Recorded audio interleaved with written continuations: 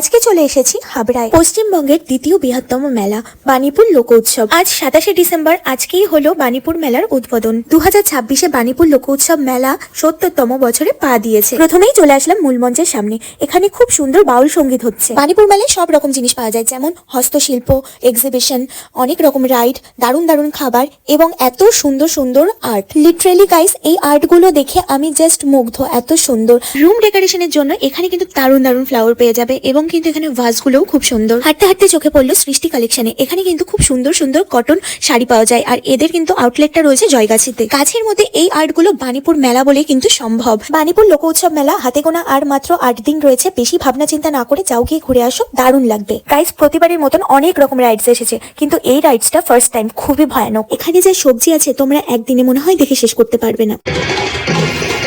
আজকের জন্য আমার মেলা ঘোরা কমপ্লিট। ব্লগটা এখানেই শেষ করছি। দেখা হচ্ছে খুব তাড়াতাড়ি। বাই।